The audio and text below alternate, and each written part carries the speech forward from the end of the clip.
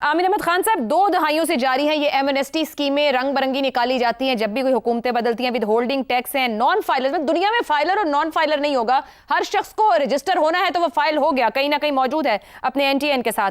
ये क्या हरबे हैं जो हुकूमतें अपनाती हैं और फिर बोझ डालती हैं आवाम पर? अच्छा, मेरे लिए एक बहुत फैसिनेटिंग सवाल है कि कौन किस पर ज्यादा असरअंदाज होता है किसी भी माशरे के अंदर।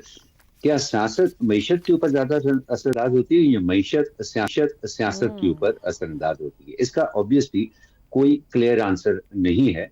लेकिन यहाँ मैं इस बात का जिक्र करना इसलिए जरूरी समझता हूँ कि देखिए, जब भी हमने बात की है पाकिस्तान के माशरे की अपने प्रोग्राम में, और मेरा ख्याल है मुझे तो अभी थोड़ी देर हुई है प्रोग्राम का ऐसा बना है, आपको तो बहुत दफा इस तरह की बातें करनी पड़ी होंगी। तो यही इसी तरह की बातें हमने सुनने में आई हैं, और एक जो जुमला हमने बार बार सुना है वो ये है कि जी अब बिजनेस एज यूजुअल नहीं चल सकती, अब इस गेम को बदलना पड़ेगा।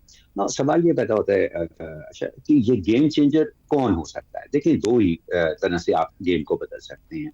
या तो आपको जबरदस्त अवामी हमायत हासिल हो, जैसे 1988 में पीपुल्स पार्टी को थी, 1997 में पीएमएलएन को थी, 2018 में पीटीआई को थी। तब आप गेम को बदल सकते हैं जब आप इस भरपूर अंदाज में अवाम आपको आपकी हिमायत करें, या फिर एक बहुत ही मजबूत और बहुत ही तगड़ी डिक्टेटरशिप हो जो कि आमिर साहब, कतई कलामी की इमाजत, ये सिचुएशंस रही।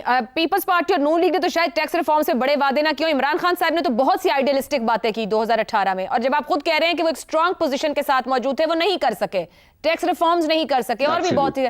इसी तरह आप जब एक मजबूत डिक्टेटरशिप की बात करें तो हमने तो वो भी दिहाई दिहाई काटे हैं, हम तो तब भी वो रिफॉर्म्स नहीं देख सके कि जो जरूरी समझे गए। तो फिर क्या, फिर तो कोई नई चीज होने की जरूरत है।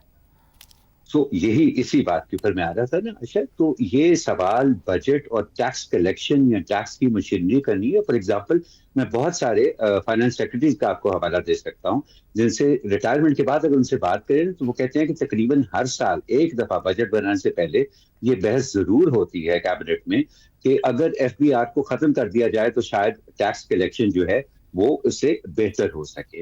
लेकिन प्रॉब्लम कहाँ आता है? अच्छा, प्रॉब्लम यहाँ पे आता है कि हमारे यहाँ दो अप्रोचेस हो सकती है ना। एक तो ये है कि आप टैक्स कलेक्शन पे तवज्जो दें, और दूसरा ये है कि आप मुल्क की एक पॉलिटिकल डायरेक्शन पर तवज्जो दें बजट बनाते। अगर आप पॉलिटिकल डायरेक्शन को ठीक कर देंगे तो टैक्स जो है वो पाकिस्तान की इकोनॉमी के फंक्शन की एक आउटकम होता है, वो खुद ब खुद बेहतरी की तरफ चला जाएगा। आपने अभी बरतानिया में टैक्स दिया ना, मैं जितने भी साल बरतानिया में रहा, मुझे यहाँ पर